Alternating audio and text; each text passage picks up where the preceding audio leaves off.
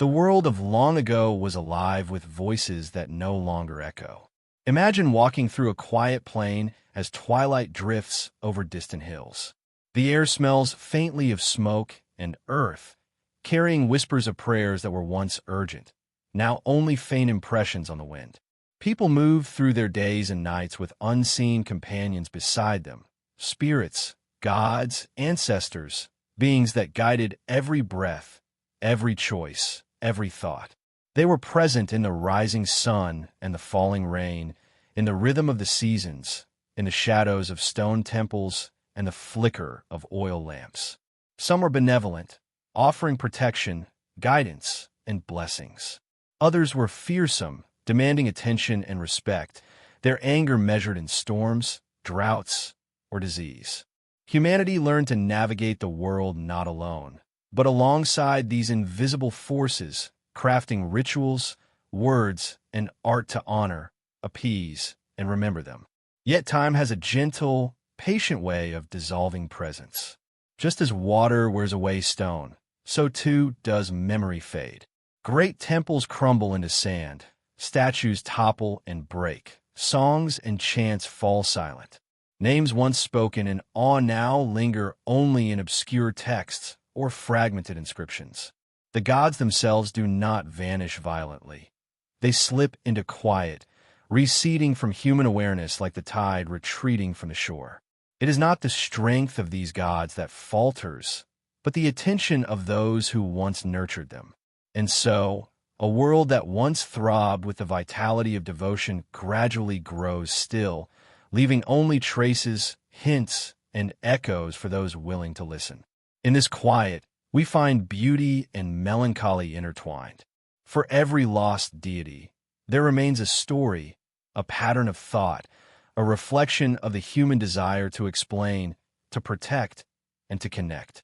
Some of these gods were tiny, almost invisible in the grand sweep of history, tucked away in the corners of villages, guarding wells, forests, or hearths. Others commanded empires, their names etched in stone, sung in temples whose shadows stretched across cities. They carried the hopes, fears, and ambitions of countless generations. And now, centuries or millennia later, we walk through the remnants of their worlds, sometimes unaware that the foundations beneath our feet were once holy, alive with attention and devotion. These forgotten gods are not confined to one corner of the earth. From deserts to forests, mountains to islands, people everywhere have once sought the comfort of unseen hands and watchful eyes. Some were conjured to explain the mysteries of nature, the rising sun, the fall of rain, the cycle of life and death. Others emerged from the deep recesses of human imagination, embodying ideals, virtues, or terrors too vast to name in words alone. They were the companions of daily life and the guides of extraordinary moments. Through them, people spoke to the unknown and found solace, direction, or awe. Tonight, as you close your eyes, you might imagine the hushed voices of these ancient worshippers, their hands lifted in gestures now lost to time. You might hear the soft footsteps along marble floors, the scrape of sand against carved stone, the faint murmur of a prayer that once echoed in a great hall. These are the murmurs that survive, not in monuments or histories alone, but in the quiet spaces of the mind where memory and imagination entwine. They remind us that belief is both fragile and eternal. Fragile in its reliance on attention, eternal in its capacity to touch those who pause and listen. There's also a gentle paradox here. Even as the gods fade, they leave behind traces that shape the world in subtle, almost invisible ways. Words, myths, rituals, festivals, and art all bear the fingerprints of these vanished presences. A festival in spring, a lullaby whispered to a child, a sculpture tucked into a quiet corner of a museum, all carry faint shadows of the divine.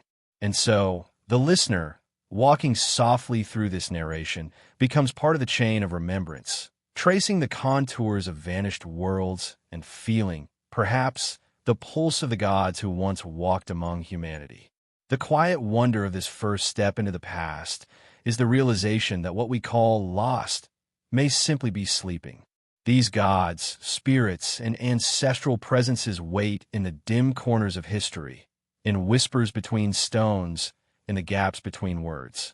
They wait for the mind willing to wander slowly, without urgency, through time and space, to notice the small glimmers of light left behind. And in this gentle noticing, the ancient world awakens for a moment, not in triumph or spectacle, but in soft, quiet reflection, like the gentle flicker of a candle in a still room. As we begin this journey together, let your mind drift with these stories.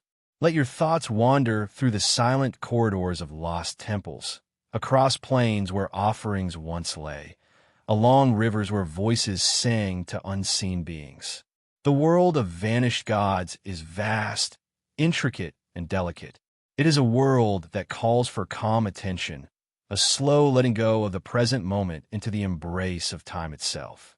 And here, in this space between known and unknown, between fact and mystery, we start to remember, softly, carefully, as one might remember a dream upon waking. The desert stretches endlessly, its golden sands shifting in slow, quiet rhythms that have witnessed the passage of millennia. In these vast expanses, long before the memory of modern cities or nations, humans sought the presence of the divine. They looked to the sun blazing over the horizon, to the moon casting silver light across the dunes, to the stars that wheeled silently overhead, and found in them the shapes and patterns of gods. These were beings both terrifying and tender, powerful yet intimate, whose influence seeped into every aspect of life. Among them were the great kings of the heavens, the guardians of the underworld, and countless minor spirits whose names now linger only as faint echoes carved into stone or whispered in fragments of forgotten chants. In Egypt, the heart of the desert, life and death intertwined in sacred cycles. The Nile, slow and steady, was a lifeline not only for crops, but for belief itself. People saw divinity in the ebb and flow of its waters, in the fertile silt that promised rebirth, and in the endless sky that stretched above like a blue eternity. Gods emerged from this landscape with personalities and powers tied to the rhythms of nature. Ta, the creator god, shaped the world through thought, speaking life into existence. Bes, the guardian of homes and protector of children, appeared in joyful, almost comical forms, warding off dangers both seen and unseen. Serpent, mysterious and formidable, watched over the living and the dead, her presence a silent promise of both protection and reckoning.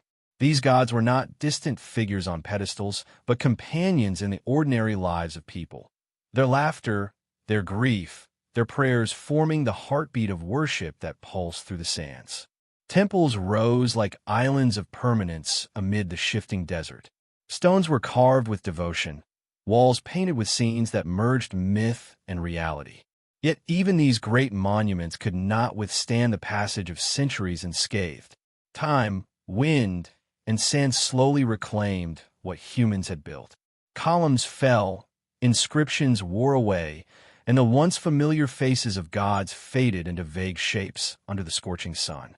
Still, the echoes remain, in the way a scarab beetle rolls its treasure across the sands, in the pattern of the stars that guided travelers, in the stories passed quietly from generation to generation. There is a softness in these remnants, a feeling that the gods themselves are not gone, but waiting in patience, retreating only until someone notices again. Beyond the Nile, across the endless expanse of desert and trade routes that connected distant lands, other gods walked silently through human imagination. The Sahara, vast and seemingly empty, held spirits tied to wind, sand, and storms. Merchants and travelers would pause at twilight to leave offerings, small gestures meant to ensure safe passage across the inhospitable land. Every oasis had its guardian. Every whispering dune seemed alive with watchful eyes.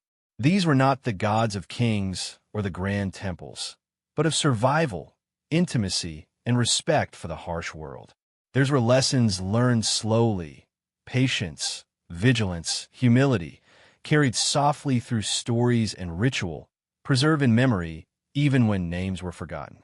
As night falls over the desert, the sky becomes a canvas for imagination. Thousands of stars scatter their cold light across the dark, reminding the watcher of gods whose dominion was not only over earth, but over the heavens. The constellations themselves were thought to be divine beings, immortalized in the sky as eternal witnesses. Some guided the dead on their journey to the afterlife. Others brought rain or warned of drought. The contrast of bright starlight against the dark, empty sands mirrors the contrast between what is known and what is hidden, a duality that fascinated and comforted the people who looked up and whispered to the night. There was reassurance in the constancy, even as the world below shifted and changed. Yet these gods were not all gentle, and the desert itself demanded respect. Storms could appear without warning, swallowing travelers and caravans alike. Diseases, hunger, and conflict were understood as signs of divine displeasure or the tests of unseen hands. Worship, then, was not only devotion but survival. Rituals and prayers, small and large, were acts of negotiation, delicate conversations with the invisible. People built their lives around these patterns, learning to interpret subtle signs. The sudden bloom of a desert flower, the flight of a bird, the whisper of wind across a dune. Each detail carried meaning, a link in a vast chain connecting the mortal and the divine. Walking through these ancient lands today, one may find only scattered stones, the faint outlines of shrines, and walls weathered almost to nothing. Yet even in absence, the imagination fills the void. It is easy to picture children sheltered beneath Bess's watchful eyes, to hear the soft chants of women weaving baskets by the river, to imagine priests speaking Ta's words aloud as they shape clay into sacred forms. These moments, once lived in vivid detail, now survive as impressions, almost like dreams drifting through the dry night air.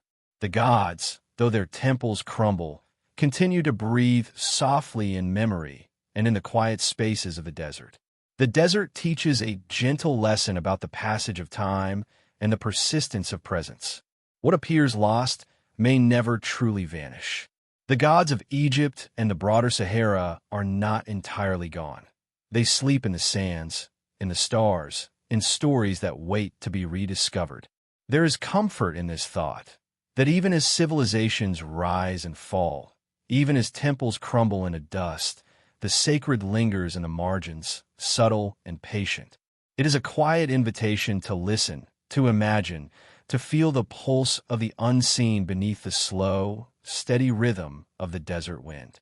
And so, as the night deepens and the warmth of the sun fades from the sands, we leave the desert behind, carrying its whispers with us. The memory of gods who shaped life and death, hope and fear, continues to guide us, softly, like the touch of a hand in the dark. The sands are vast, the sky immense, and the story of these vanished spirits stretches onward, flowing gently into the lands of Greece, where new gods awaited and new stories were poised to unfold. The journey is unhurried, moving like a slow caravan beneath the stars, inviting the listener to drift with it, carried on the quiet currents of history and imagination. Beneath the warm glow of a fading Mediterranean sun, the marble cities of Greece once hummed with the presence of gods. Every hill, every grove, and every shimmering temple was alive with devotion, ritual, and quiet awe. Zeus, with his thunderclouds and commanding gaze, held dominion over the sky, while Athena guided thought, strategy, and craft in subtle, imperceptible ways. Yet beyond these familiar figures, there existed a vast chorus of divine beings, spirits whose names now rest lightly in history, remembered only by scholars, poets, or the faint echoes of oral tradition. Harmonia, Nyx, Thanatos. They were not the mighty Olympians whose stories are told in grand epics, but delicate presences that shaped the world in quieter, more intimate ways. Imagine walking along a path that winds between olive trees, each leaf catching the sun like fragments of memory. The soft wind carries whispers of prayers once spoken to the night, to deities who govern the subtle aspects of life, the turning of time, the weaving of fate, the gentle passing of life into death. Nyx, the primordial goddess of night, drifts silently across the sky, enveloping the world in shadow and quiet reflection. Thanatos, the calm presence of death, moves softly among mortals, a guide rather than a punisher, helping souls slip gently from one state of being to another. Harmonia, born of both love and tragedy, represents the balance that underpins human relationships and divine order. In their quiet ways, these forgotten gods were as essential to the rhythm of life as the sun or the rain, shaping existence in invisible currents that humans could feel but rarely see. Temples rise from the imagination now as empty ruins, columns standing like solitary witnesses to the passage of centuries. The grandeur of marble and stone, carved with care and devotion, hints at the reverence once held here, yet the gods themselves have retreated into silence. In some corners, faint inscriptions remain, words worn smooth by time, offering glimpses into the prayers and fears of those who lived in their shadow. Festivals, rituals, and offerings, once daily rhythms of devotion, have vanished, leaving only faint traces in myth, legend, and art. The contrast is striking. A world once bustling with divine presence now lies quiet, bathed in soft sunlight and the gentle sway of olive branches, inviting reflection rather than spectacle. Greek belief was never solely about the dramatic. It was deeply intertwined with the ordinary, with the gentle patterns of life. Mortals spoke to spirits that governed their work, their homes, their journeys, and their dreams. Small shrines adorned household corners, where quiet gestures of devotion took place away from the grandeur of city temples. Farmers offered prayers to local deities, seeking protection for their crops and herds. Sailors whispered to gods of the sea, asking only for safe passage across unpredictable waters. In these gestures, one can sense the intimacy of ancient spirituality, a quiet, constant dialogue between the human and the divine, soft yet profound. Yet as centuries passed, the world of the Olympians began to shift. Empires rose and fell, philosophies evolved, and new religions spread across the Mediterranean. The gods who had once been household companions, guiding everyday life with gentle influence, were gradually relegated to the realm of story, myth, and memory. Temples fell into disrepair, statues crumbled, and the once vivid rituals faded into legend. The Olympians' once vibrant presence became a series of shadows, their influence no longer felt in the daily heartbeat of society, but remembered in poems, plays, and the quiet turning of philosophical thought.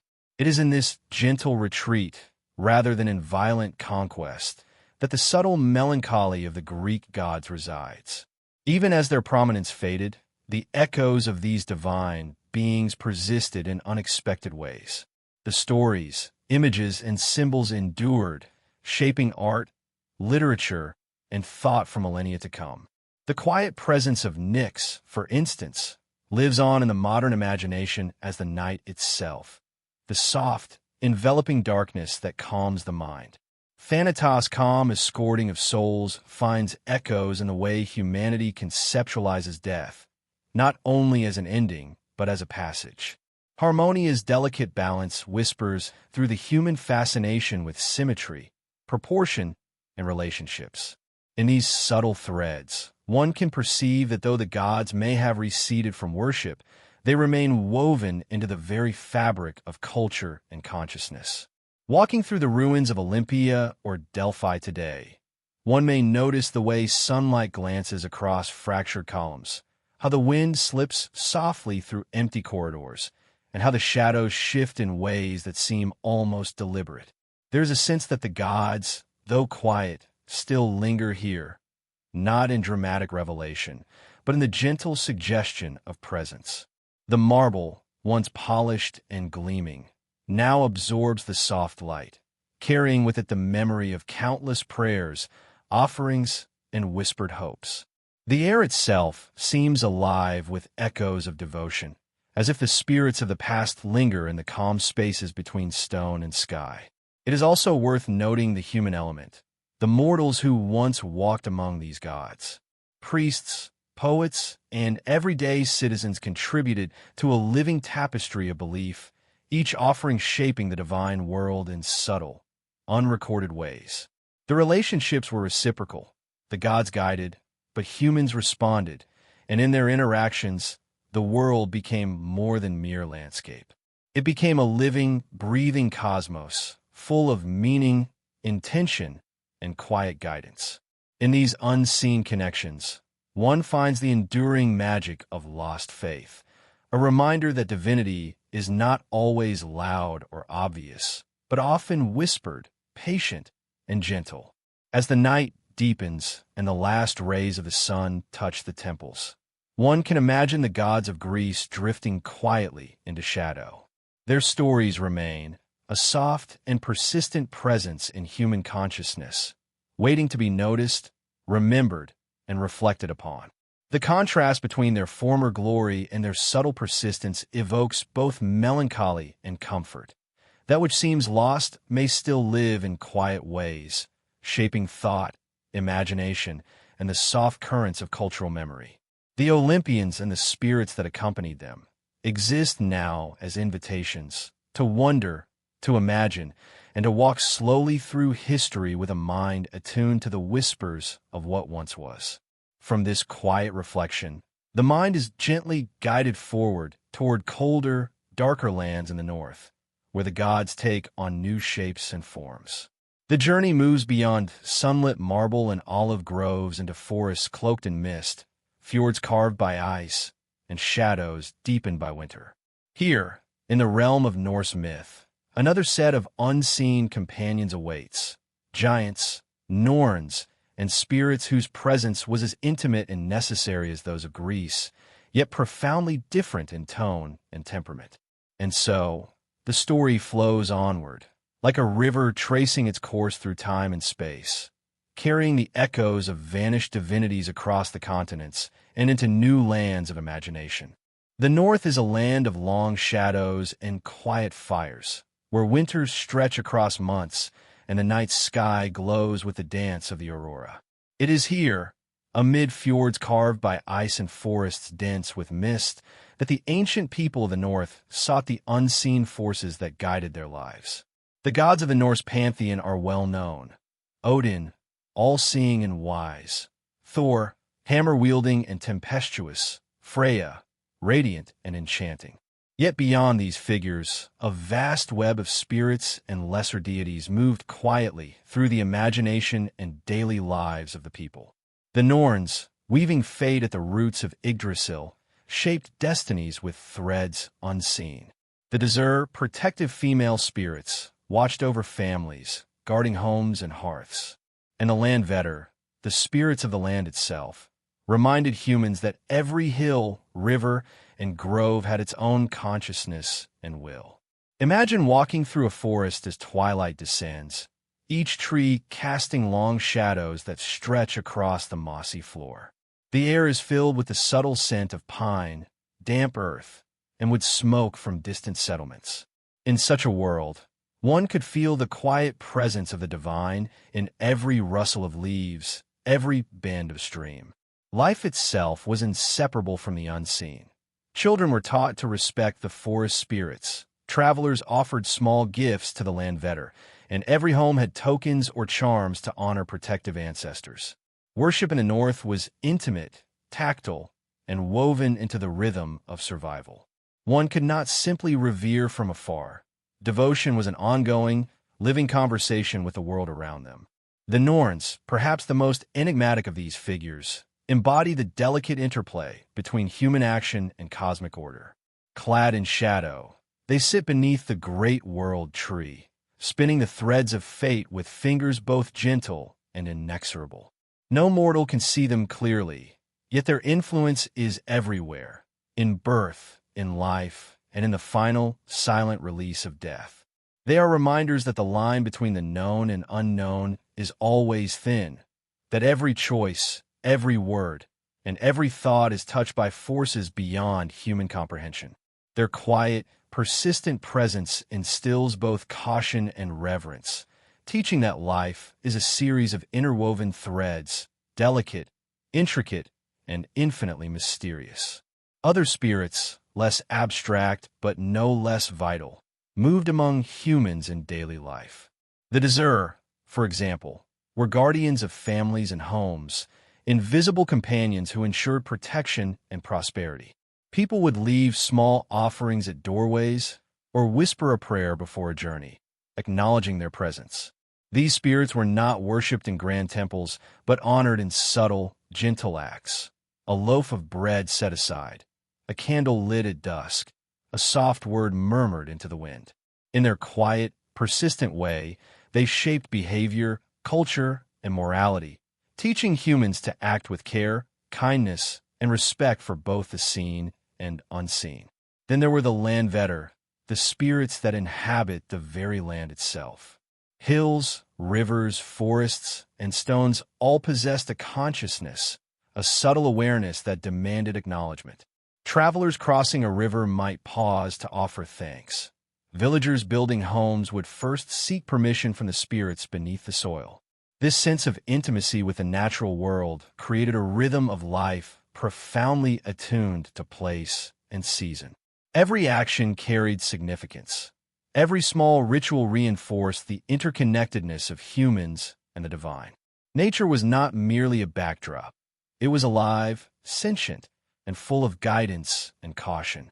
The Norse myths also contained shadows, giants, frost beings, and other forces that challenged the gods themselves. These entities are not purely destructive.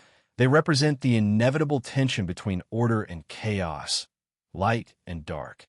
Jotun, beings of immense power, remind listeners that life is never entirely safe or predictable. Storms rage, crops fail, and humans encounter danger. Yet within these challenges, wisdom is gained, respect is nurtured, and the balance of life persists. The gods, the spirits, and the giants together form a complex moral and spiritual ecosystem, in which every presence has purpose and every absence teaches a lesson. In the quiet of a northern evening, one can almost feel the weight of these old beliefs. Fires crackle in the longhouses, sending flickering light across timber walls, while the aurora glimmers overhead, green and violet, like the restless spirits themselves. The faint chanting of prayers, or the soft hum of songs, may drift on the wind. This is a world in which humans and the unseen exist side by side, intertwined in a rhythm both subtle and profound. Even as centuries have passed, the echoes of these beliefs remain in folklore, in lingering superstitions, and the stories that parents once whispered to children before sleep. The passage of time, however, like the ice that shaped the fjords, slowly carved away much of this intimate spiritual landscape. Christianization and the expansion of empires led to the gradual decline of belief in these spirits. Temples and shrines fell silent. Rituals were abandoned or transformed. Yet the spirits themselves were not destroyed. They were folded into folklore, sometimes demonized, sometimes celebrated in secret. The Norns became the fate-laden figures of legend. The Dezir persisted as guardian spirits in tales told by candlelight. The Landvetter were remembered in proverbs and rituals of respect for the land. Their essence remained, hidden yet enduring, whispering through the collective memory of a people. There is a quiet beauty in imagining these vanished gods, not as distant, omnipotent beings, but as companions of daily life. They were part of the landscape, the household, the hearth, and the moral imagination of every human who moved through the North. Their presence was subtle, intimate, and inseparable from the environment and society that gave them form. In their absence, we are left with the poetry of memory, a sense of the sacred quietly woven into the ordinary world. The northern spirits are a testament to a way of being that respected mystery, honored the unseen, and embraced the rhythm of life in all its precarious balance.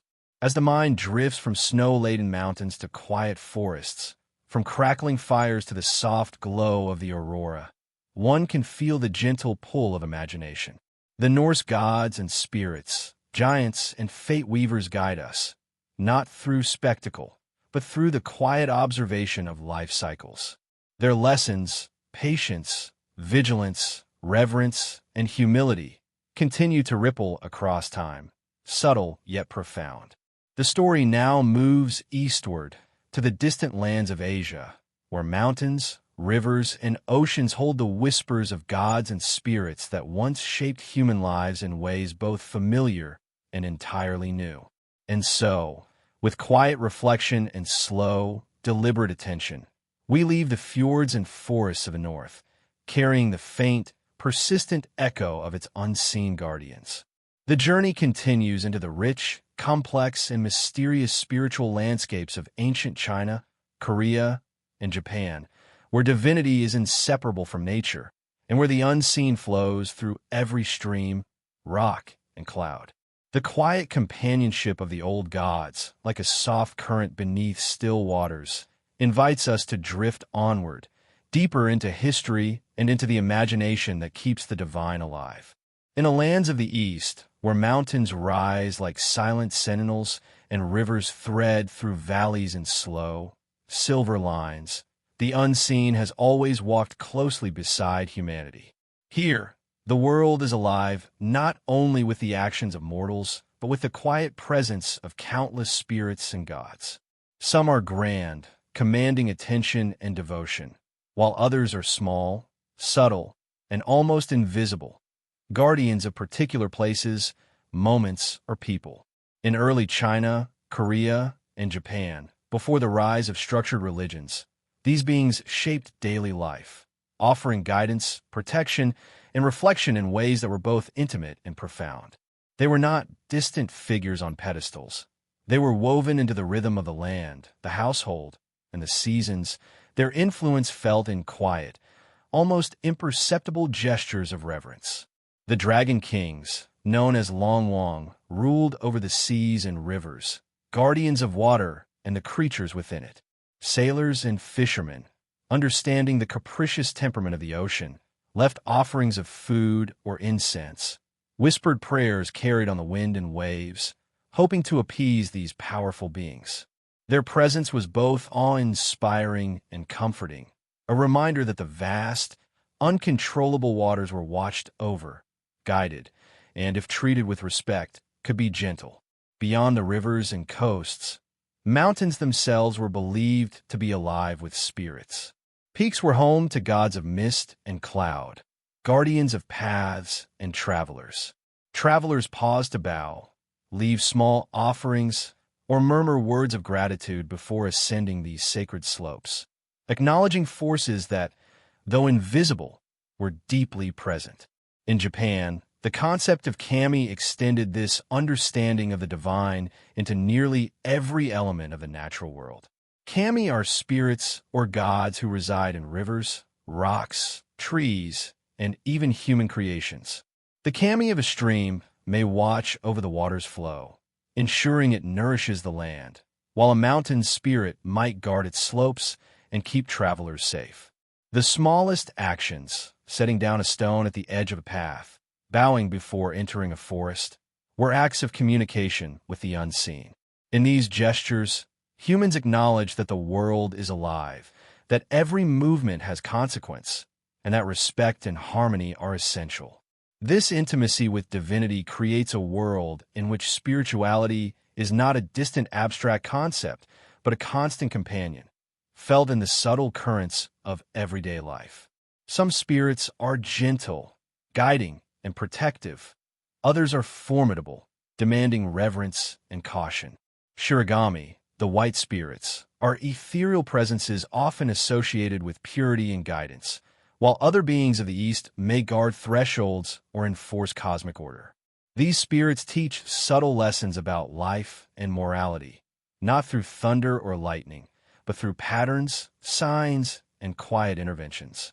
The East's divine landscape is vast, intricate, and layered, reflecting the complexity of human experience itself. Joy and sorrow, creation and destruction, fortune and misfortune, all held within the gentle, watchful attention of these unseen presences.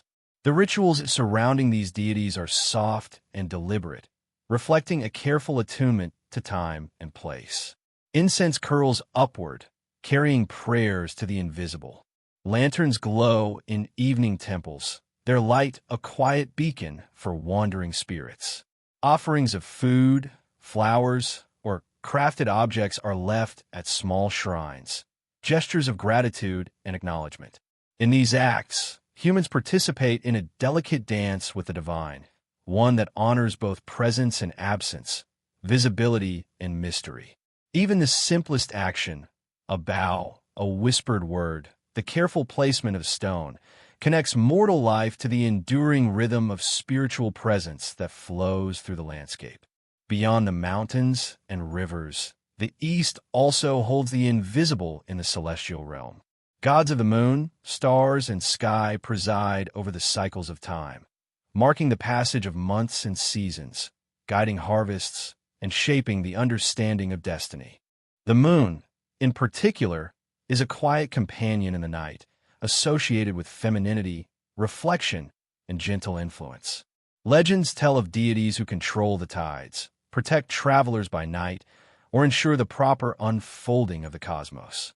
These celestial beings, though distant in the physical sense, are deeply connected to human life, influencing patterns, rhythms, and the quiet cadence of existence. Yet, as with all belief systems, time moves inexorably forward. Dynasties rise and fall, empires expand, and philosophical or religious reforms shift the landscape of worship. Some gods are absorbed into new systems, their forms and powers reimagined, while others slip quietly into memory, surviving only in whispered tales, art, or folklore. Even so, the essence of these spirits persists, not always in overt devotion, but in the patterns they leave behind, in customs, festivals, and the careful attentiveness to the natural world. Their legacy is subtle, but enduring, a soft undercurrent beneath the surface of everyday life. The aesthetic and philosophical traditions of the East, particularly in Japan and China, reflect the quiet presence of these divine forces. Gardens, for instance, are designed to honor the flow of water and wind, the placement of stones, the life of plants, all in conscious conversation with unseen presences. Architecture aligns with the natural contours of the land. Temples harmonize with mountains, and homes honor thresholds and sacred corners. This careful, thoughtful integration of human life with the divine and natural order preserves a form of worship that is unassuming yet profoundly present. Even centuries later, these subtleties invite reflection, reverence, and a sense of calm immersion in the sacred rhythm of existence. There's also a gentle, poetic quality to how humans perceive the impermanence of these gods. The East teaches that change is natural, that the visible and invisible realms are in constant flux, and that presence and absence are two sides of the same coin. A god may not be seen today, yet may influence tomorrow's river flow, tomorrow's wind, or tomorrow's dream. Awareness, respect, and mindfulness keep the divine close, allowing humans to feel connected to a world that is constantly in motion, rich with unseen life. Even the most hidden spirits continue to shape lives, silently, persistently, like the soft rustle of bamboo in a distant wind. As we drift through these mountains, rivers, and temples, the mind is invited to imagine the quiet ceremonies of old. A lone traveler pauses at a shrine in the early morning light, placing an offering of rice or flowers. Incense curls upward, drifting with the breeze, carrying gratitude and reverence to unseen ears. Children, perhaps unaware of the full scope of the cosmos, feel the gentle protection of guardian spirits in their games, their steps guided subtly by the quiet attention of beings both near and far. These small acts, almost imperceptible, are the threads that connect human life to divine presence, weaving a pattern that is both ordinary and extraordinary, ephemeral and enduring. The lesson of the East is one of subtle attentiveness, of patience, and of harmony. The gods and spirits are not always commanding, nor are they always immediately evident. They are gentle companions in the rhythm of existence, reminding humans of the delicate balance of life and the beauty of attentiveness to the unseen. As the mind moves from one stream to another, from mist-covered mountains to quiet temple courtyards, it carries with it the soft pulse of presence, the quiet heartbeat of a world alive with invisible guardians. From these serene landscapes, the journey flows onward, across oceans and islands, to the vast expanse of Polynesia, where gods and spirits of the ocean, sky, and land guide human life in equally intimate and profound ways. The rhythms of water, wind, and stars await, and the quiet, watchful presence of the divine continues to accompany those who listen, imagine, and drift gently through history. The ocean stretches like an endless mirror, its surface catching the soft glow of the sun by day and the silver of the moon by night. In this vast, watery expanse, humanity first felt the presence of the divine as both companion and guide. Across the islands of Polynesia, people looked to the sea, the wind, and the stars to understand their world, to navigate their journeys, and to make sense of life itself. In these lands, gods were not distant or abstract. They moved with the tides, whispered in the rustle of palm fronds, and shimmered across the night sky. Each wave, each reef, and each island carried a presence, a story, and a spirit, often unnamed, yet deeply felt. Life and spirituality were intertwined, inseparable from the rhythms of the ocean and the cycles of the heavens. Among the most renowned of these deities is Tangaroa, the god of the sea, whose dominion stretches across the waves and into the depths below. Fishermen and voyagers offered prayers before setting out, leaving small gifts in the water to appease his presence. Tangaroa's power was immense, yet intimate. He governed both the bounty of the seas and the dangers hidden beneath the surface. To navigate the ocean without his favor was unthinkable. Yet even more subtle were the countless spirits inhabiting specific reefs, tides, or currents. They were guardians, protectors, and sometimes tricksters, reminding mortals of the delicate balance between respect and recklessness in a world dominated by water. Pele, the goddess of volcanoes, is another force of the islands, fiery, unpredictable, and deeply intertwined with the land itself. Her presence is felt in the warmth of volcanic soil, in the rising smoke of distant peaks, and in the subtle trembling beneath the earth. Villagers would approach the mountains with reverence, offering chants and small gifts to ensure protection and harmony.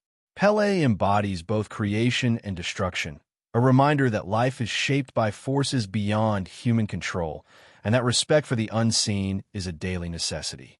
Her presence teaches patience, humility, and attentiveness, lessons carried through generations, whispered to children as caution and wonder alike. Maui, the trickster and hero, bridges the human and divine in a more playful way. He is credited with fishing islands from the sea, capturing the sun, and bringing fire to humanity. His stories are adventures, lessons, and entertainment all in one. A reminder that gods can be intimate and approachable, teaching through narrative and action rather than through strict worship. The legends of Maui are woven into everyday life, shaping culture, behavior, and imagination. Through him, Polynesians learn to interpret natural phenomena, to find meaning in the impossible, and to delight in the mystery that surrounds the world. Yet the divine in Polynesia was never solely about heroism or grandeur. Small, unseen spirits guided the daily rhythm of life. Spirits of the wind, the moon, the reefs, and even of the household were acknowledged through gentle acts. A whispered greeting, an offering of food, a prayer carried by the breeze. These spirits ensured the safety of travelers, the fertility of crops, and the health of families. In their quiet presence, humans learned humility, attentiveness, and reverence. Life was a conversation, not a command.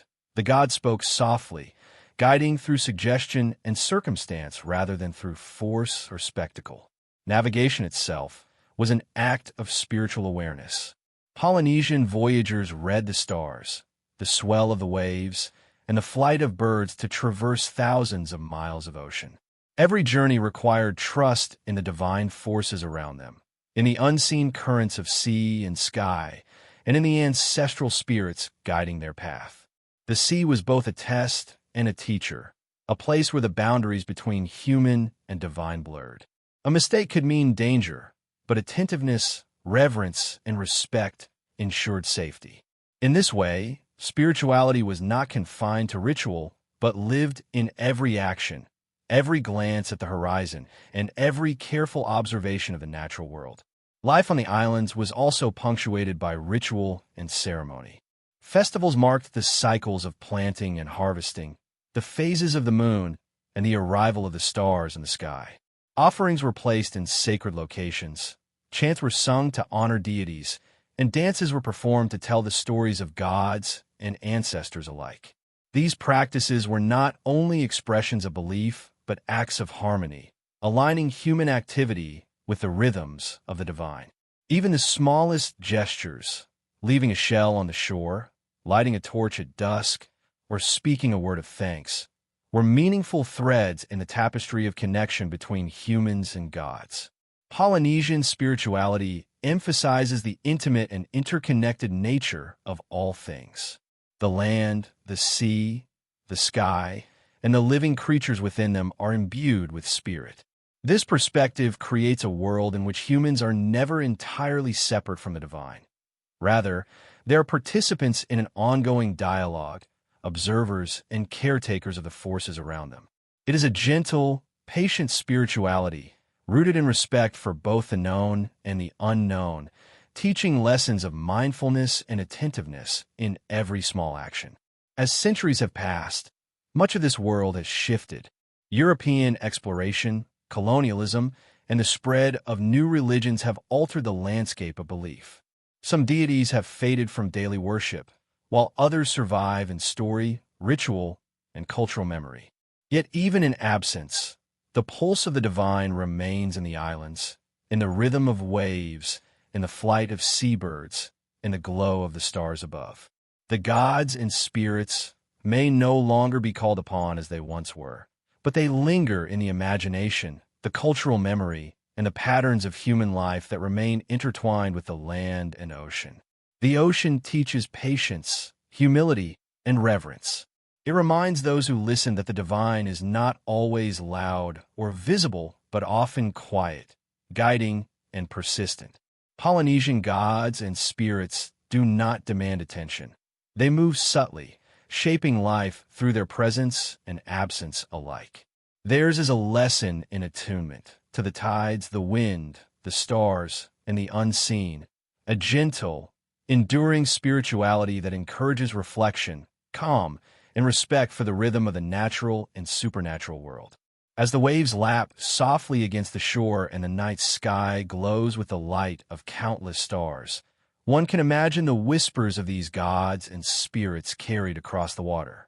Their presence is both comforting and awe-inspiring, reminding humans that life, even in vast isolation, is never truly solitary. The divine moves silently alongside them, shaping experience, guiding action, and weaving the quiet threads of protection, insight, and wonder into the fabric of daily existence. From this world of islands and ocean, the mind drifts onward, guided by the rhythm of water and wind, to the lands of the Americas, where ancient civilizations cultivated their own intimate, mysterious, and powerful relationships with gods and spirits. The journey continues, carrying the gentle pulse of divine presence across vast distances, inviting contemplation, imagination, and the calm attention that reveals the sacred hidden in every corner of the world. Across the vast continents of the Americas, ancient peoples once walked through a world alive with unseen companions. From the towering mountains of the Andes to the dense jungles of Mesoamerica, From the great rivers of North America to the rolling plains of the South, gods and spirits guided every step, watched over harvests, and whispered in the patterns of daily life. These deities were not distant abstractions, but intimate presences, woven into the land, the sky, and the water. Some were grand and formidable, shaping empires and cities, while others were quiet guardians of households, fields, or the threshold between the living and the dead. In every gesture, every chant, and every offering, humanity reached toward the unseen, shaping a world of connection, reverence, and delicate attentiveness. In the high Andes, the Inca people revered Inti, the sun god, whose golden light touched both mountain peaks and terraced fields. Inti was not only a source of warmth and illumination, but a guide, a provider, and a protector. The rising sun marked the beginning of ceremonies, and the setting sun reminded worshippers of life cycles, of birth and death, light and shadow. Rituals of gratitude, often performed with maize, coca leaves, and other offerings, honored this god and ensured harmony between human labor and the land's bounty. The sacred mountain, the Apu, was also considered home to spirits, each with its own personality and influence over the community below.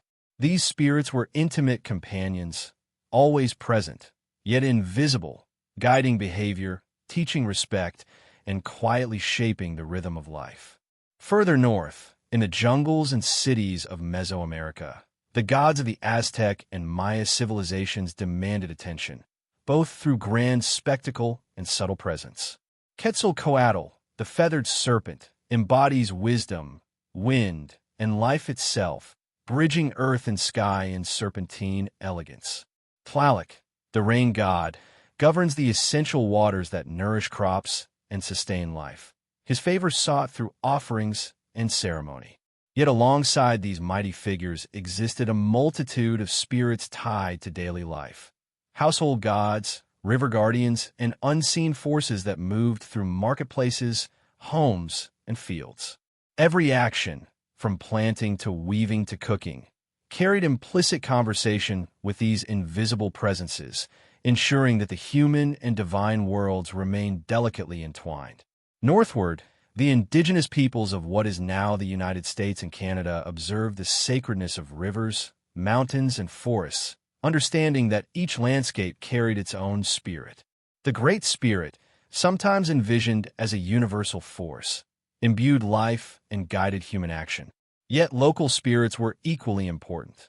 The guardian of a particular river, the messenger of the wind, or the protector of a hunting ground.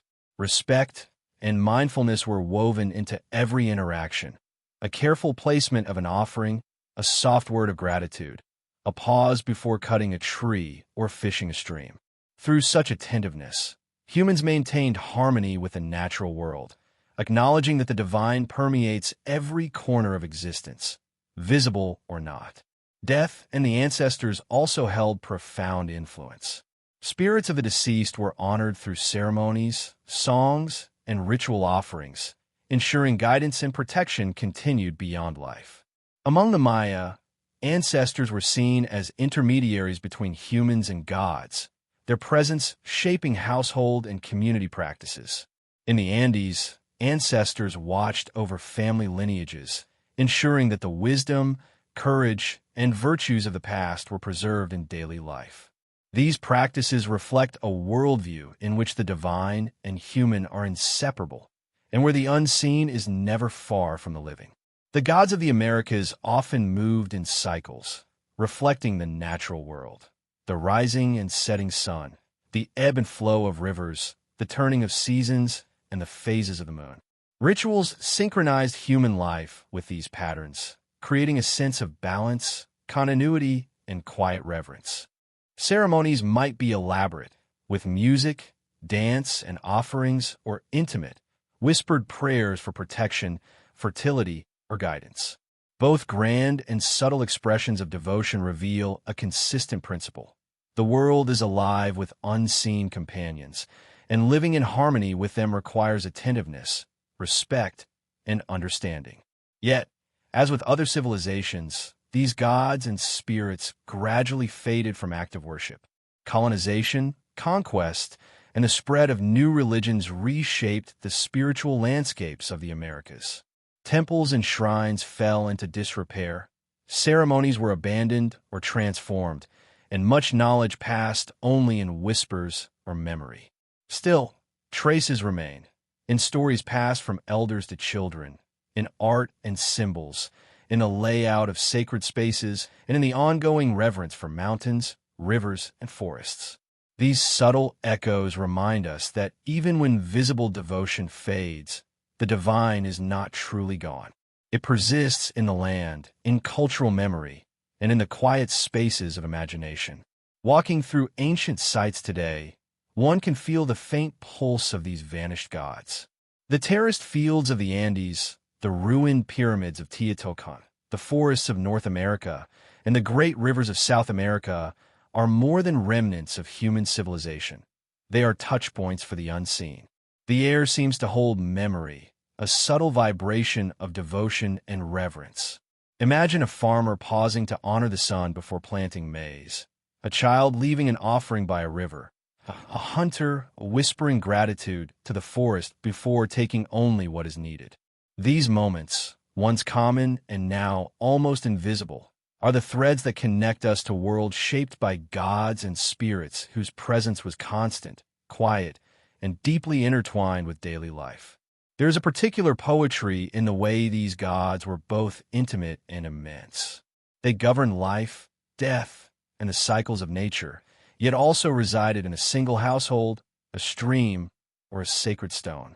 This duality, vast and personal, powerful and subtle, mirrors the human experience itself, bridging what is known with what is hidden.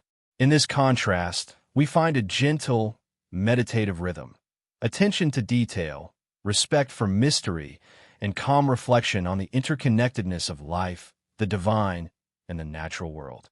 Even as centuries passed, the influence of these spirits persisted in subtle, often unnoticed ways. Traditions, rituals, and art continued to reflect their presence. The stories of gods and ancestors endured, not always in open worship, but in imagination, memory, and quiet acknowledgement of the sacred in everyday life. There is a sense that they sleep, waiting to be remembered, yet always present, shaping perception and guiding the attentive observer. Their legacy is not one of loud spectacle, but of subtle guidance, intimate protection, and gentle lessons woven into the fabric of existence. As the sun sets over mountains, rivers, and forests, the listener is invited to imagine these quiet presences, gods of sun and water, spirits of ancestors, guardians of forests and homes. They move in silence, yet their influence shapes everything: the crops, the weather, the movement of people, and the flow of thought. Their presence reminds us that the divine is not always dramatic, not always visible, but often gentle, persistent, and deeply intertwined with life. From the Americas, our journey now drifts across the Atlantic into the lands of Africa, where gods and spirits shaped life and belief in ways both grand and intimate, waiting patiently to be rediscovered. Across the vast landscapes of Africa, from the rolling savannas to the dense tropical forests, the deserts of the north to the highlands of the east, the divine was ever present in ways both grand and intimate. Here, gods and spirits shaped the rhythm of life, whispered through the wind, and breathed life into every rock, river, and tree. Among the many peoples and cultures of the continent, spirituality was not confined to temples or shrines alone. It lived in the songs sung at dusk, in the rhythms of dance, in the careful tending of the earth, and in the gentle offerings left in quiet corners. The divine was woven into the ordinary, a constant companion to work, play, and reflection. In the Yoruba tradition of West Africa, the Orishas governed every aspect of life. Each deity carried a distinct personality, domain, and moral influence. Shango, with his thunder and lightning, brought both power and caution, a reminder that the natural world is potent and unpredictable. Ashen, radiant and tender, nurtured rivers, love, and fertility. Her presence reflected in the gentle curves of waterways and the whisper of flowing water. Ogun, the god of iron, craft, and labor, stood as a quiet guide for artisans, hunters, and warriors, teaching respect for skill, discipline, and the transformative power of human effort. These deities were not distant observers, but intimate companions, present in both public ceremonies and the subtle acts of daily life. In East and Central Africa, ancestral spirits held a profound place in the spiritual landscape. Families honored the departed with rituals, offerings, and remembrance, believing that the spirits of their ancestors watched over them, guiding their choices, protecting their homes, and influencing the outcomes of life. The ancestors were neither invisible nor abstract. They were present in the laughter of children, the planting of crops, and the quiet observation of natural signs. Their influence was pervasive yet gentle, shaping morality, behavior, and social cohesion. Life and death, seen and unseen, were woven into a seamless fabric, in which every gesture and ritual maintained harmony with the spiritual world. The land itself was alive with spirits. In the deserts of the north, protective spirits guided travelers, whispering in the wind or appearing as mirages to ensure safe passage. In the tropical forests, spirits of animals, trees, and rivers were acknowledged, respected, and sometimes feared. Each sacred grove, waterfall, or mountain carried its own consciousness, demanding attentiveness and reverence. Offerings of food, small carved figures, or incense were common, gestures that expressed both gratitude and recognition of the invisible forces shaping daily life. This intimate spirituality fostered an awareness of the interconnectedness of humans, nature, and the divine, cultivating humility and mindfulness in every action. Africa's gods and spirits were often dual in nature, embodying both creation and destruction, generosity and caution. They were tender and protective, yet formidable when disrespected. The contrast between light and shadow, known and unknown, was woven into stories, rituals, and the moral fabric of communities. Festivals marked seasonal shifts, harvests, and celestial cycles, blending music, dance, and offerings in a celebration of life's rhythms and divine presence. Even in quieter, everyday moments, individuals engaged in subtle acts of devotion, a whispered prayer, a small gift, a song at twilight, acknowledging the unseen forces that surrounded them. In the Dogon tradition of Mali, for example, the Namo, ancestral spirits of water, guided both human behavior and the natural world, teaching lessons about balance, morality, and the cycles of life. Their presence is felt in the careful tending of the land, the flow of rivers, and the harmony of community. The intricate cosmology of these cultures reflects a world in which the divine is both universal and intimately personal, teaching that every life, gesture, and thought is part of a larger pattern, constantly observed and gently guided by unseen hands. Even as time passed and empires rose and fell, the gods and spirits of Africa adapted, persisted, and sometimes retreated into subtle forms.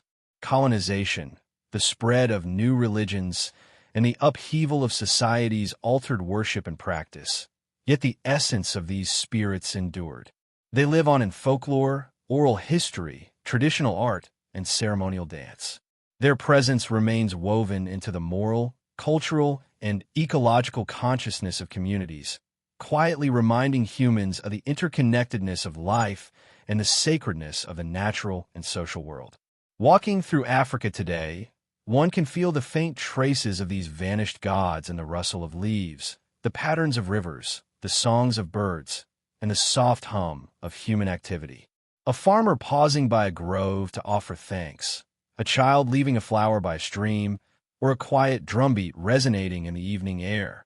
All gestures maintain the dialogue between humans and the unseen. Even in places where ritual is no longer practiced, the echoes remain in memory, culture, and landscape, revealing the subtle, persistent heartbeat of the divine. The African divine is also remarkably adaptive, teaching through cycles, patterns, and the contrast of forces. Sun and shadow, life and death, joy and sorrow. These dualities are not in conflict but complementary, guiding humans through the rhythms of existence. By observing the patterns of nature, listening to the guidance of spirits, and honoring ancestors, people learned lessons of resilience, patience, and balance. The gods were teachers, guardians, and companions, their presence gently woven into the ordinary flow of life. The beauty of these vanished gods lies in their intimacy. They were not merely figures of spectacle or distant authority. They were partners in the quiet rhythm of existence, moving with the seasons, appearing in dreams, and guiding human action through subtle, almost imperceptible channels. Their lessons were gentle but profound, teaching attentiveness to the world, reverence for life, and the enduring importance of memory, gratitude, and harmony. The divine in Africa was not only grand but also delicately present, shaping life in ways both visible and invisible, and leaving an imprint that endures long after their temples and shrines have faded. As the sun sets over savannas, forests, and deserts, one can imagine the gods and spirits quietly observing, guiding, and protecting. Their presence lingers in the air, the soil, and the water, reminding humans that the sacred is never truly absent, even when unseen. In their silence, they invite reflection, patience, and awareness, encouraging the observer to notice the subtle currents that shape life and destiny. The divine is present in the small gestures, in the cycles of the earth, and in the patterns of human life that persist through generations. From the plains and forests of Africa, the journey of lost gods and spirits moves toward the Middle East, where deserts and ancient cities were home to deities and spirits whose stories shaped civilizations. These gods, sometimes forgotten, sometimes hidden in texts and ruins, continue the narrative of humanity's intimate, subtle, and persistent relationship with the unseen. As the listener drifts from continent to continent, the presence of the divine remains, gentle and enduring, offering calm reflection and a quiet sense of wonder at the countless forms that once inhabited the world, guiding, protecting, and inspiring all who would notice. Across the deserts, valleys, and ancient cities of the Middle East, the presence of gods and spirits once permeated every aspect of life. In Mesopotamia, Sumer, and Babylon, the world was alive with divine influence, not only in grand temples or royal palaces, but in the quiet spaces of the home, the marketplace, and the fields. People moved through life with a constant awareness of beings unseen, shaping their actions with reverence, humility, and careful attentiveness. Each deity had a domain, a personality, and a subtle presence, guiding, teaching, and sometimes testing humanity in ways both intimate and grand. Consider the quiet, patient power of Enki, god of water, wisdom, and creation. His domain was not only the rivers and marshes of Mesopotamia, but also the hidden currents of human thought, knowledge, and ingenuity. Mortals turned to him in whispers, seeking guidance for the smallest of inventions or the most delicate of solutions. Temples dedicated to Enki rose along canals and rivers, but his influence extended far beyond the stones and bricks of worship. It was in the act of drawing water, irrigating fields, and observing the rhythms of life that humans felt his presence most intimately. The water itself became a sacred medium, carrying both life and divine awareness, reminding humanity of the unseen forces sustaining their world. In contrast, Ishtar, the goddess of love, fertility, and war, moved with both passion and unpredictability. She demanded attention, not always in the soft whisper of Enki, but in the dramatic sway of human emotion and the cycles of life and death. Festivals, processions, and offerings marked her presence. Yet even in quieter moments, her influence was deeply felt. In a new birth, in the bond between lovers, or in the subtle shifts of fortune that shape existence. The contrast between deities like Enki and Ishtar illustrates the balance between calm guidance and vibrant challenge, between the gentle and the intense, teaching humans to navigate a world in which both aspects are essential. Beyond these major deities, countless spirits moved through daily life. Household spirits, minor gods, and even personifications of natural elements reminded humans that life was inseparable from the divine. A whisper of wind might carry advice or warning. A small offering at the threshold might ensure protection from misfortune. Each act of attentiveness, however quiet, reinforced the invisible web connecting humanity to the forces shaping existence. Life was a dialogue, continuous and subtle, between what is seen and what is unseen. In this gentle interplay, humans learned humility, caution, and respect for the unknown. The cosmology of the Middle East also teaches a profound understanding of duality, order and chaos, life and death, prosperity and misfortune. Marduk, rising to prominence in Babylon, represents cosmic order, establishing harmony from primordial chaos. Yet Tiamat, the dragon of the deep, embodies the latent, powerful forces of unpredictability. Together, these figures reflect a worldview in which balance is essential and where the unseen shapes reality as much as human effort does. The duality is not feared but respected, offering a quiet rhythm of reflection for those who live in harmony with it. Rituals were often understated, intimate, and deeply symbolic. A small offering of grain, incense, or oil might accompany a prayer at dawn. A whispered word to a household deity might be enough to seek guidance for the day. Even kings and scribes understood that divine presence could not be commanded solely through grandeur. Attention, humility, and consistency were necessary. These small, careful acts created a world in which gods and spirits were not distant arbiters, but quiet companions, shaping behavior, fate, and moral consciousness. Death and the afterlife carried their own spectrum of divine oversight.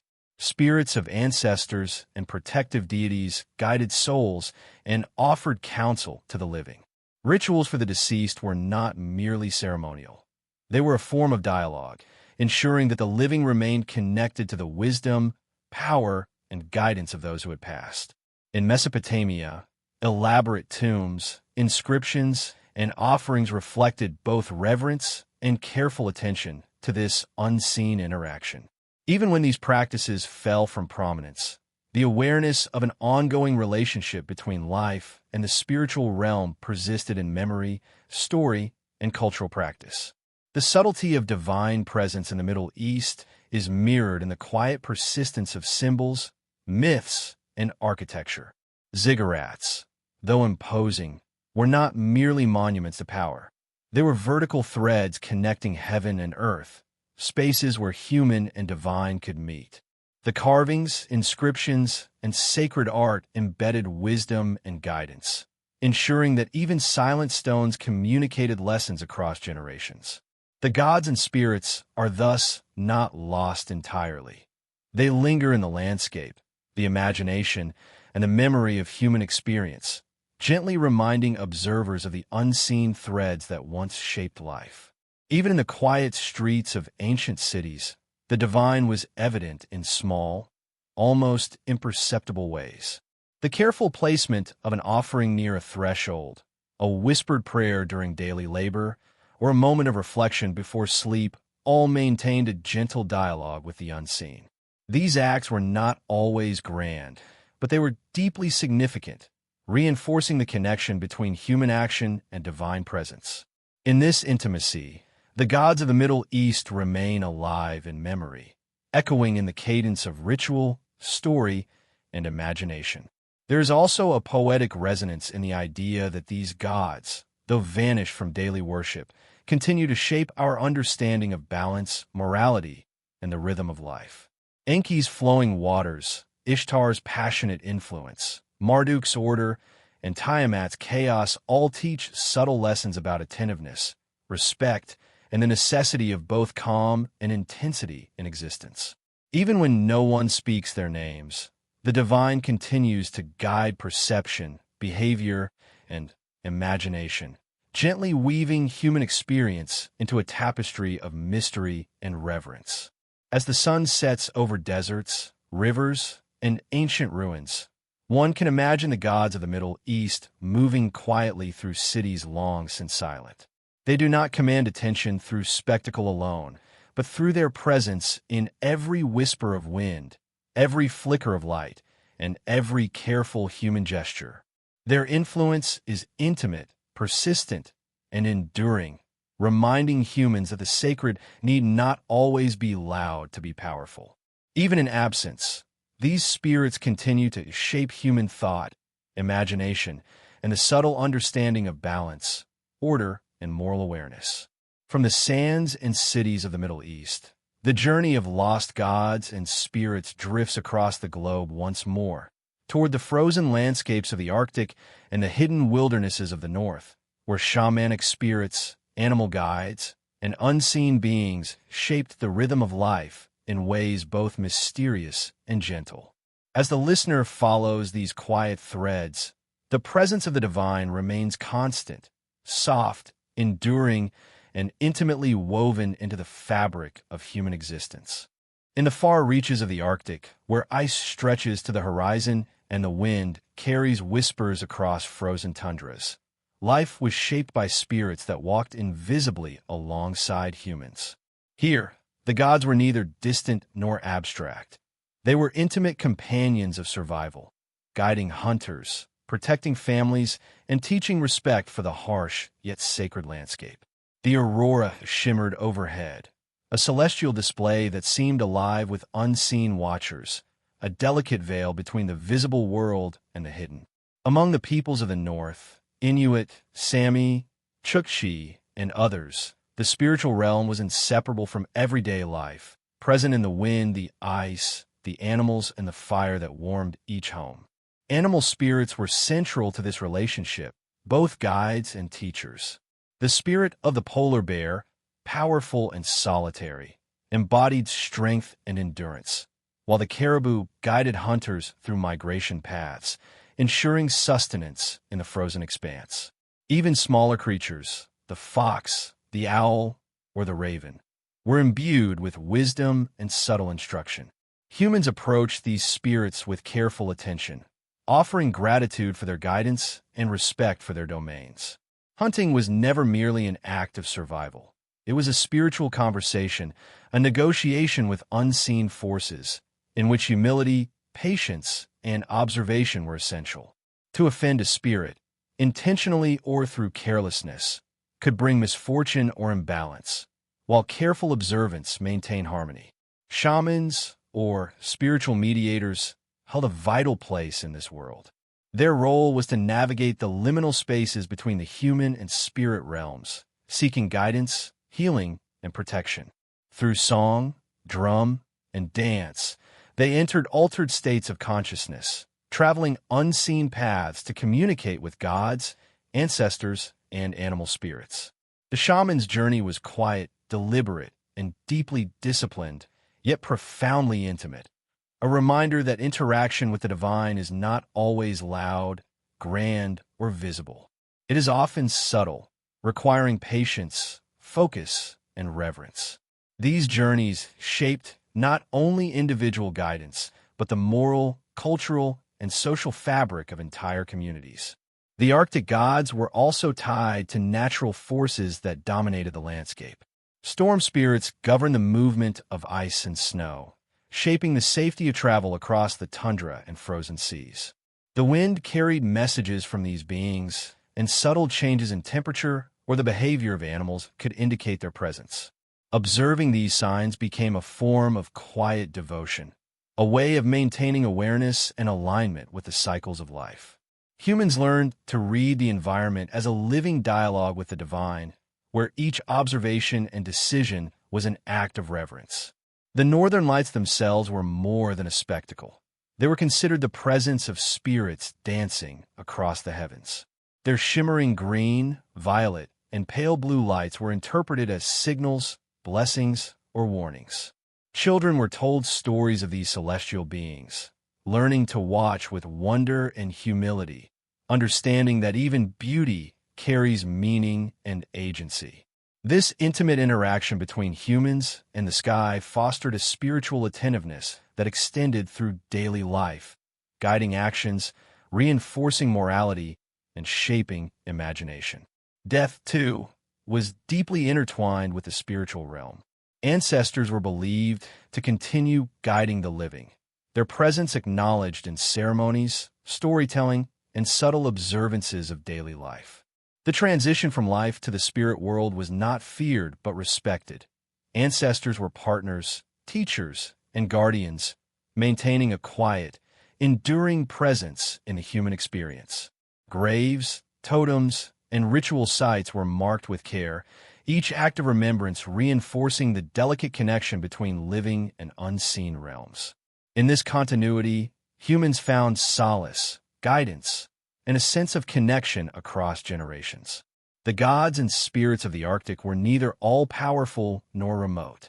Their influence was pervasive yet subtle, integrated into the rhythms of survival and existence. They were guardians of life, guides through the frozen expanse, and teachers of respect for forces far greater than human strength. Yet their presence was gentle, often imperceptible, felt in the patterns of animal behavior, the crackle of ice underfoot, the whisper of wind, or the flicker of the aurora overhead. Life itself became an ongoing dialogue with the unseen, a careful balance between observation, action, and reverence. This spirituality is marked by its patience and attentiveness. The harshness of the Arctic demands respect, humility, and careful action, and the divine mirrors these qualities.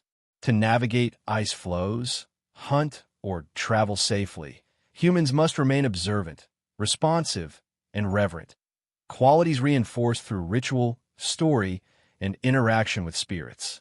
Even the smallest gestures, leaving an offering of food, a whisper of thanks, or a careful observation of animal patterns, maintain a vital connection with the divine. The gods of the North teach that survival, morality, and wisdom are inseparable from attentiveness to the unseen. Seasonal cycles shaped much of spiritual life. The long, sunless winters and brief summers framed rituals, storytelling, and communal gatherings. Festivals and ceremonies marked the return of light, the migration of animals, or the appearance of specific celestial patterns. These events were quiet but profound, embedding lessons of resilience, attentiveness, and respect for forces beyond human control. Each cycle reinforced the intimate connection between the human and spiritual worlds, teaching that life's flow is guided by both visible and invisible hands. Even in the contemporary world, echoes of these vanished gods persist. Folklore, art, ritual observances, and the continued respect for natural cycles carry traces of ancient wisdom. Though the forms of worship may have changed, the lessons remain.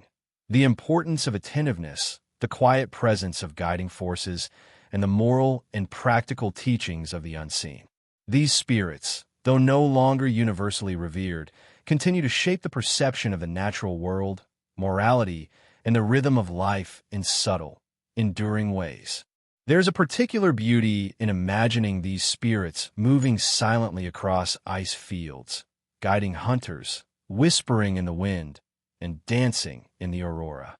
They are neither demanding nor dramatic. They are present in subtle signs, in quiet gestures, and in patient observation.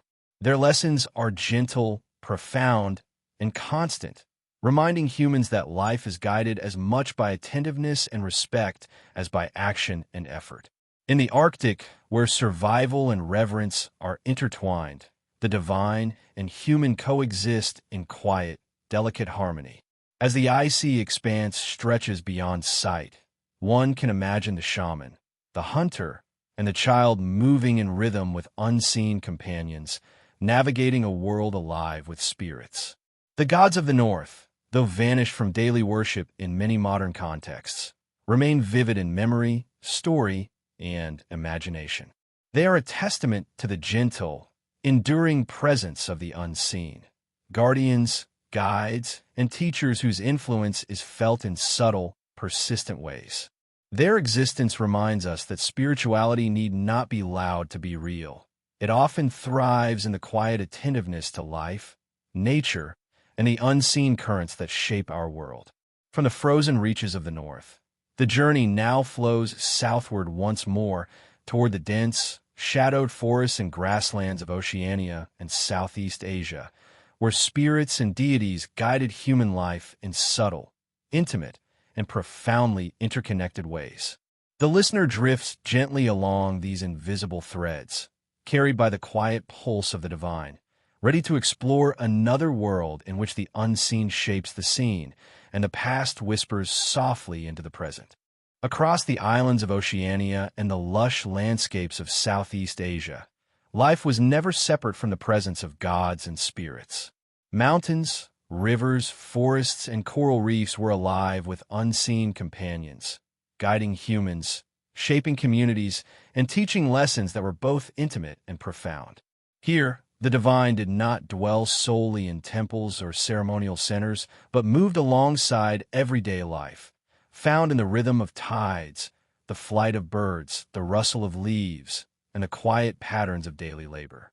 Every gesture, every observation, and every offering became part of a subtle conversation between humans and the unseen. In Polynesia, ancestral spirits and gods intertwined closely with the natural world. The god Tangaroa, ruler of the seas, watched over voyagers navigating the vast Pacific, ensuring that the currents, winds, and stars were favorable for their journey. Canoes and sailors were never alone. The ocean itself was alive with spiritual presence, every wave and eddy carrying messages from gods and ancestors. The spirits of islands and reefs guided fishermen to safe harbors and abundant fishing grounds. Even the simplest offerings, a shell placed on a rock, a whispered word of thanks, reinforced this delicate bond between human action and divine oversight. Life and spirituality flowed together seamlessly, each shaping the other with subtle, persistent influence. In Southeast Asia, forests and rivers carried their own divine presence. Spirits of the jungle protected hunters and gatherers, teaching caution, patience, and respect for the delicate balance of life. Rice fields, the backbone of sustenance for many communities, were tended with attention not only to soil and water, but to unseen forces that guided fertility and harvest.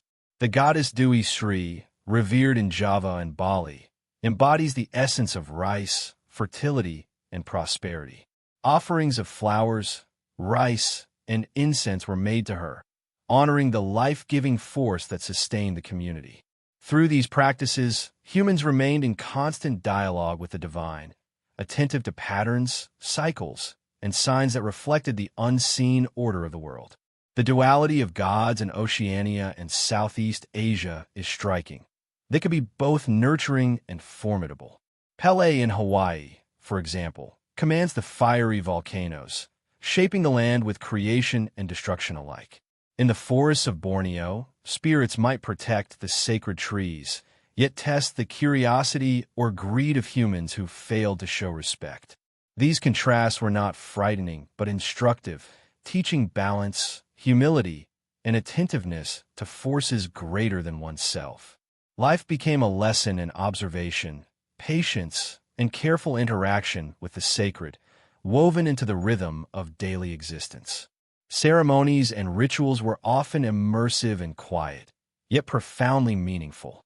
Offerings of food, incense, or carved figures were made at sacred sites, at the edges of forests or beside rivers.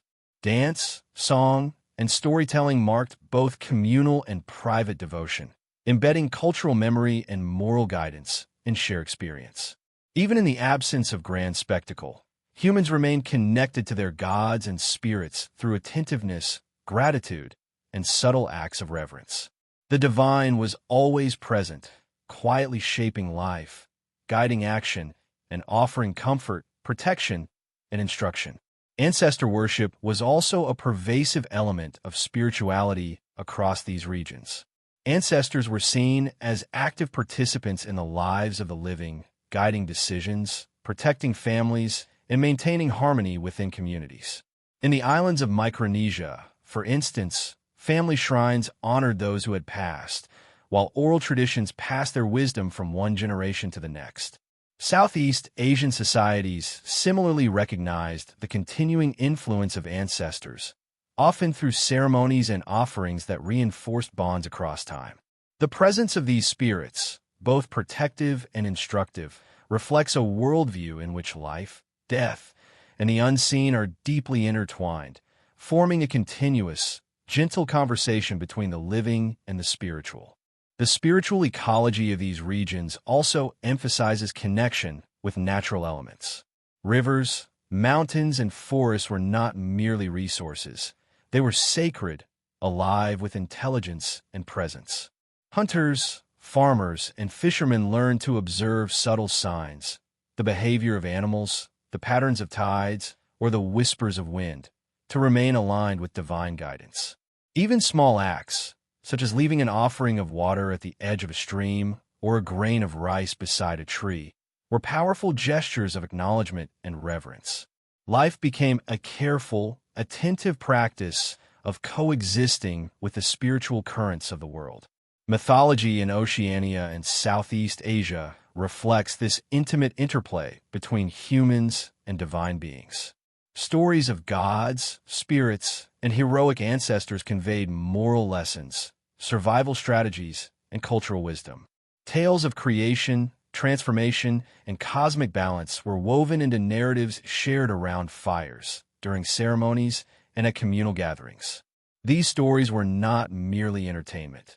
They were living lessons, instructing communities on the rhythms of life, the patterns of nature, and the ethics of interaction with the unseen. The divine was thus a constant presence, teaching through both narrative and observation, shaping thought and behavior across generations. Even as new religions and social changes reshaped these regions, traces of these ancient spirits endure. Festivals, rituals, folk tales, and daily observances preserve the memory of gods and spirits whose worship may have faded but whose influence lingers. The ebb and flow of tides, the growth of rice, the paths of animals, and the shapes of mountains continue to carry echoes of divine presence. These remnants remind humans that even when formal devotion wanes, the subtle threads connecting life to the unseen remain, guiding, instructing, and protecting those who remain attentive. The divine presence in Oceania and Southeast Asia is gentle, persistent, and deeply intertwined with the practical and moral dimensions of life. It is not always spectacular or commanding, but is always active, guiding decisions, shaping understanding, and sustaining balance between human activity and natural forces. In this way, gods and spirits become both companions and teachers, present in the rhythms of labor, play, ritual, and imagination. Their influence fosters mindfulness, humility, and attentiveness, qualities essential for navigating both the visible and invisible aspects of existence. As the sun sets over tropical forests, coral reefs, and distant islands, the listener is invited to imagine these gods and spirits moving quietly through the landscape, guiding fishermen across reefs, blessing the ripening rice, teaching children through story and observation, and protecting families through subtle, unseen care. Life is a dialogue, continuous and gentle, between the visible and the invisible, the known and the unknown. Even when centuries have passed, the pulse of the divine remains, softly echoing through the environment, culture, and imagination.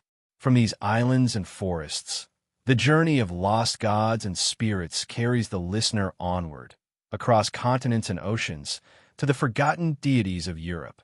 Here, in ruins, forests, and quiet villages, the subtle presence of gods and spirits continues to weave patterns of mystery, morality, and wonder, awaiting rediscovery and reflection.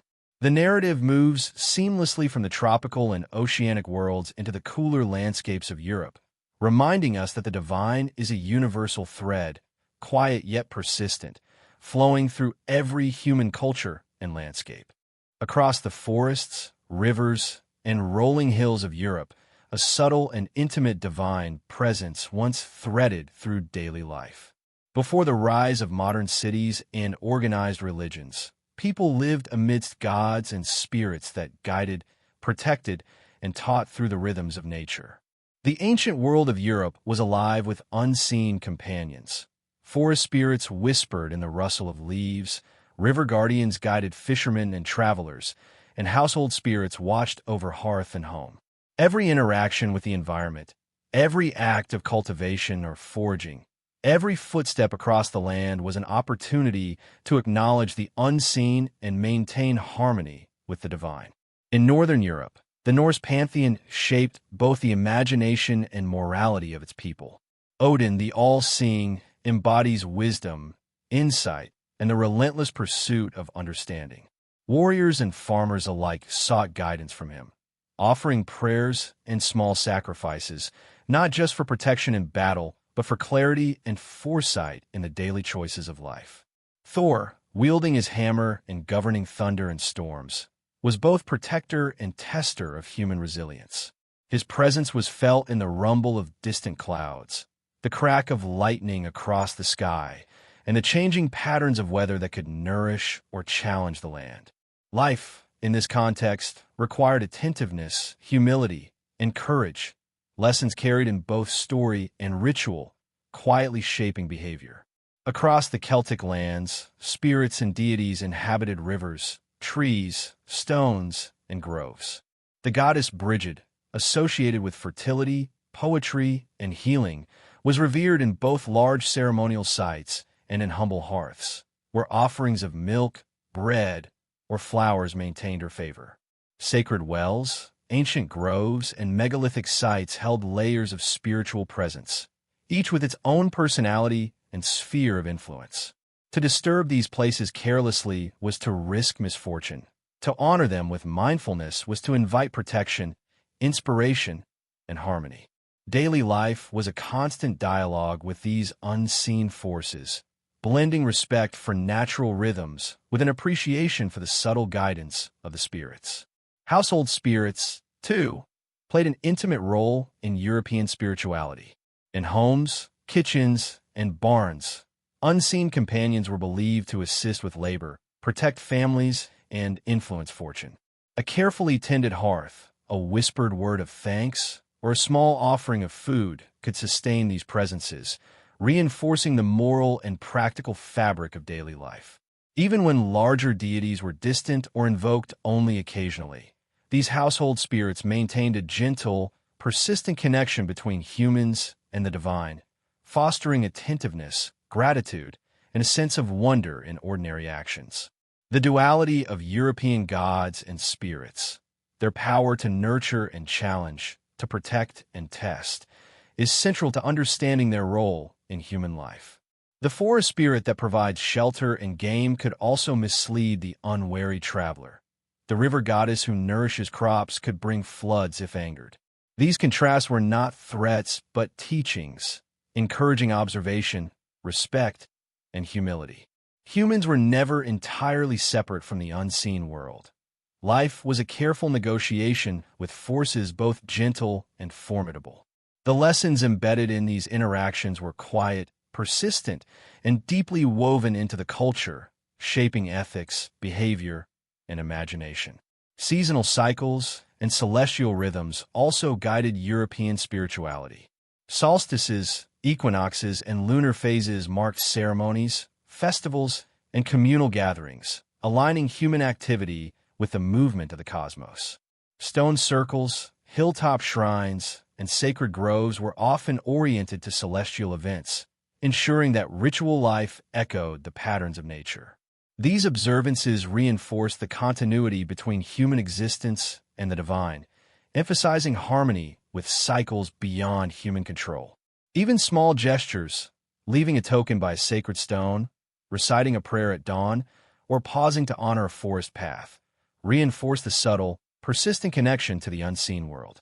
The myths of Europe are filled with stories that bridge human experience and divine guidance. The tales of gods, heroes, and spirits were not merely entertainment. They taught lessons about morality, courage, patience, and attentiveness. Through narrative, humans learned to interpret signs in nature, navigate the complexities of social life, and maintain respect for the sacred that permeates the land. These stories were living tools, passed from one generation to the next, ensuring that the presence of gods and spirits continued to shape human behavior and understanding long after the rituals themselves had faded. Even as Christianity and other organized religions spread across Europe, traces of these ancient gods persisted in folklore, local customs, and the memory embedded in the landscape. Sacred trees, wells, and stones continued to attract offerings and quiet reflection, often in subtle, private ways. Folk tales carried moral and spiritual guidance from centuries past, reminding communities of the delicate balance between humanity and the unseen. The divine in Europe, even when obscured, maintained its quiet influence, gently guiding perception, behavior, and imagination through culture and memory. Death, ancestors, and the spirit world were equally central to European beliefs. Ancestors were believed to remain present, guiding and protecting families. Rituals, offerings, and commemorations ensured the continuation of a dialogue between the living and the dead, blending reverence, memory, and moral guidance. In this way, the spiritual landscape was both intimate and continuous, connecting generations and maintaining a subtle, guiding presence across time.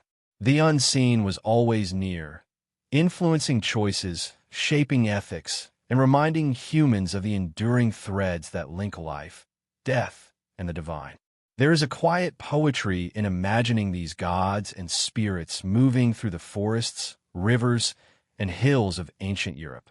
The rustle of leaves may carry a whisper of the forest guardian. The curve of a river may reflect the gaze of a river spirit. The warmth of a hearth may be touched by a household companion.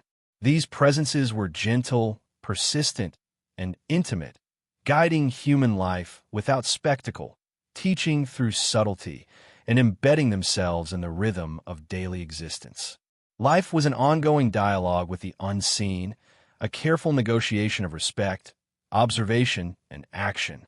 As night falls over ancient forests, stone circles, and quiet villages, one can imagine the lingering presence of these forgotten gods and spirits, moving softly through the landscape, guiding, protecting, and teaching. Their influence is quiet but enduring, reminding humanity that the divine need not be loud or commanding to be real. Even in absence, their legacy persists in the environment, the stories, and the memory of human experience. In Europe, as across the rest of the world, the gods and spirits of old continue to shape imagination, reflection, and the subtle moral and spiritual awareness that once guided life so intimately. From the forests and hills of Europe, the journey of lost gods and spirits turns toward the Americas once again, this time focusing on the indigenous gods of the Amazon and North American woodlands, spirits whose presence, though often invisible, is deeply woven into the environment, survival, and imagination. The narrative continues to trace the quiet threads of the unseen, exploring the intimate and persistent influence of divine beings across cultures and landscapes. Though centuries have passed, the whispers of forgotten gods continue to ripple through the modern world. Festivals celebrated with laughter and light may carry traces of ancient rituals, their origins long obscured yet still alive in rhythm and ceremony. Folk stories, passed down through generations, often preserve the essence of spirits who once guided daily life, offering guidance, protection, or a gentle warning. Even in art, architecture, and literature, the influence of these deities lingers. Statues may be broken, temples reduced to ruins, but their forms, symbols, and stories inspire creative expression across cultures and time. The gods who were once worshipped with solemnity now live quietly in human imagination, shaping dreams and storytelling in subtle ways. Place names, too, hold memory. Rivers, mountains, and forests still bear the marks of reverence, reminding those who wander through them of the spirits once honored there. In these echoes, the sacred is never entirely lost. It has transformed, shifting from overt ritual into quiet presence, woven into everyday life. This section invites listeners to notice these traces in their own world, to pause and reflect on the subtle ways ancient devotion endures. Even without conscious recognition, the lost gods continue to inhabit the spaces of imagination, memory, and culture, a gentle reminder that the divine can survive beyond worship, living quietly in the rhythms and stories of the human heart. Even in their absence, the lost gods and spirits linger, whispering softly through the rustle of leaves, the ripple of rivers, and the quiet contours of ancient stones. Their temples may lie in ruins, their statues weathered by time, yet their presence persists, not in grandeur, but in delicate echoes woven into the fabric of the world.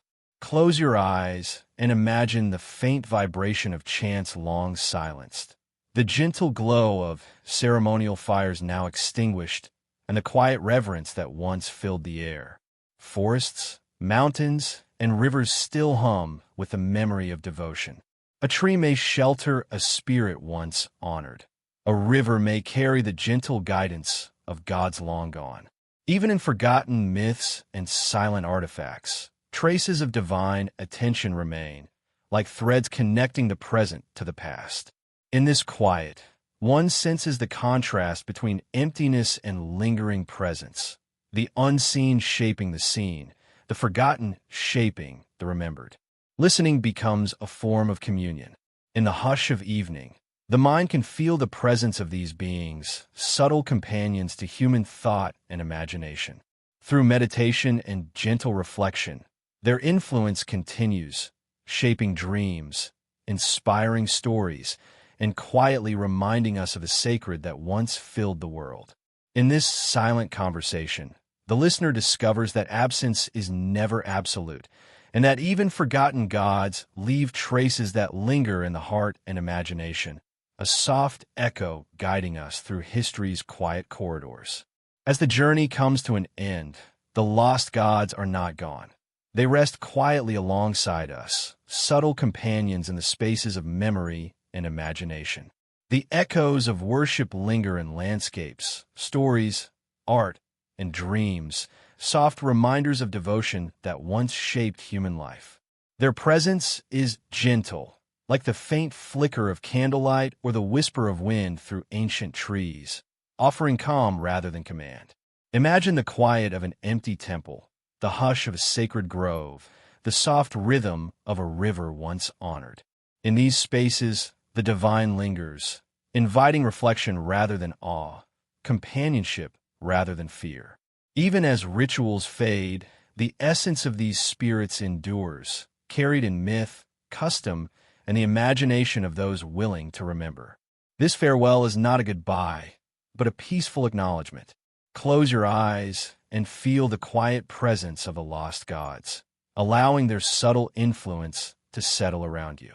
They guide thought, inspire dreams, and remind us that some mysteries are never fully gone.